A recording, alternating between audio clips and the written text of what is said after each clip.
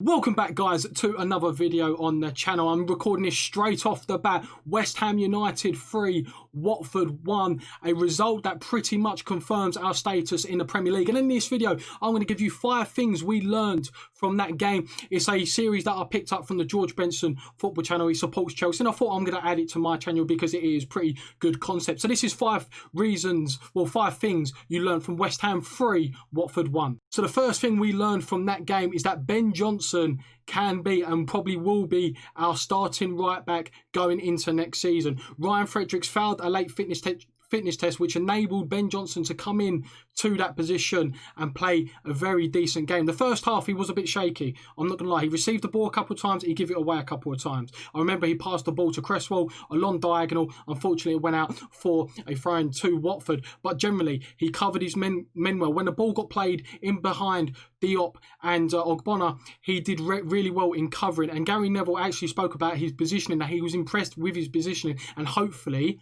this will be the start of an actual right back firstly we can keep. You know, we don't want him doing a Jeremy Ngakia, but he's the first green box.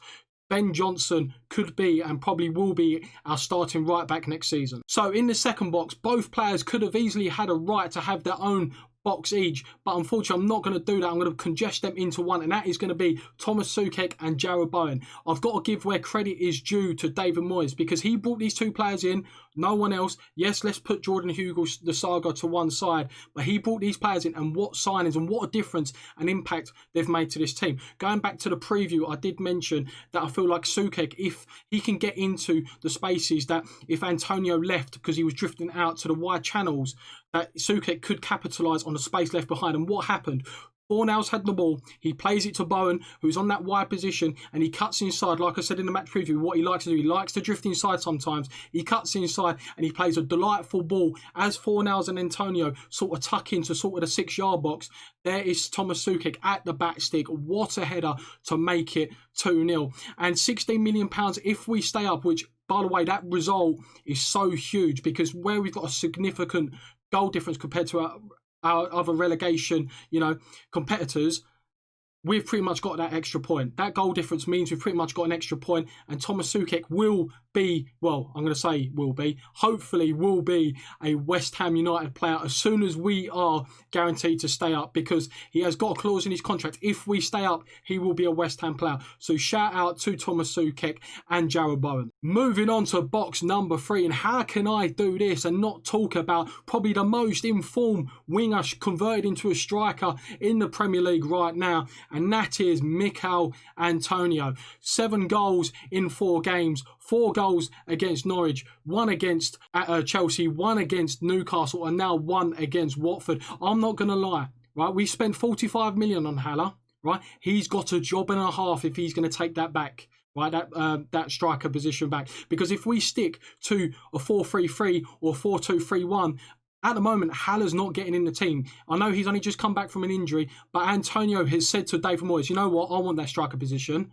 Haller, you spent 45 million on him, but I'm going to continue scoring goals and you're not going to take me out of that team. So at the moment, going into next season, I know we've still got 2 games left. I can see Antonio actually leading the line. However, if David Moyes does decide, if we are able to keep hold of Declan Rice, who I'm going to talk about a little bit later, right, we could possibly change the dynamic of the team, play maybe a 4-4-2, and then get Haller, who does tend to struggle. Well, he does struggle when he plays up on his own. When he plays in a 2, like he did at Frankfurt with Jovic, he does perform a lot better, because what he does, he drops deep, he brings the team, the midfield into play, and then he's got a player like Antonio who can do his running, because Haller ain't a quick player. He's not going to be that one like Jamie Vardy, like Antonio. They get into the channels, they stretch the opposition, right? Haller wants the ball played into him. Can he bounce it off to his teammate? And he's going to be able to get the ball and pass it to Antonio, who's threatening those defences in those spaces.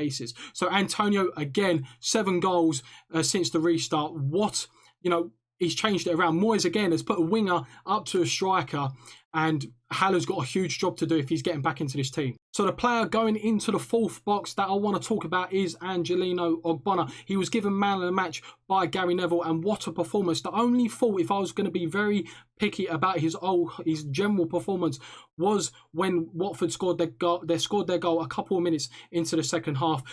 Decore you know, he ran off Declan Rice. He was in a 1v1 situation with Angelino OGBONNA. He beats him, just nips it past him, hits the post, and it was Troy Deeney to score the rebound. But generally, he played a very, very good game. He was rightly given man of the match. But I want to talk about one specific contribution throughout the game. It was in the 31st minute. It's when Watford played a ball over the top and Sarr was through 1-on-1 with Fabianski. And if had Angelino OGBONNA not got back and got that challenge in, that was able for us to sort of go back and maybe get a counter-attack in. If Watford had scored from that attack, completely changes the dynamic of the game at 2-0. So what a tackle from Angelino OGBONNA. So box number 5 belongs to Declan Rice. How can I not talk about that strike, and how can he not get a green box?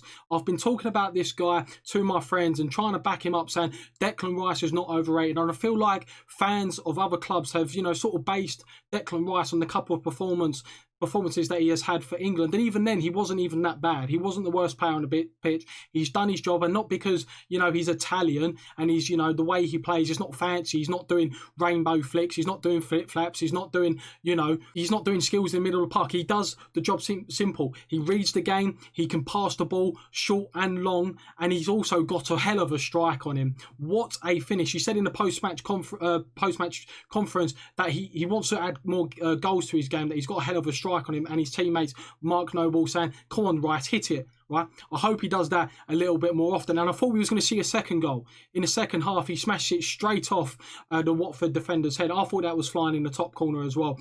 I'm hoping we can keep this guy for another year at least, but at the moment it's not looking likely, with Chelsea looking around him, you know, maybe considering playing him centre-back. For me, he's completely wasted as a centre-back. For me, right now, his position is a CDM, and I'm hoping he will stay at West Ham for another year, because we need to build a team around him until, at least, if he does decide to move on, or when he does decide to leave, that we've got enough time to sort of search out for his replacement. So Declan Rice, box number 5, absolutely unreal. So that's going to wrap up the end of the video. If you are new to the channel or you enjoy West Ham United content, make sure you hit the like button. Let me know if you're going to enjoy the series, and let me know 5 things that you learned from West Ham 3, Watford 1, and I'll see you later.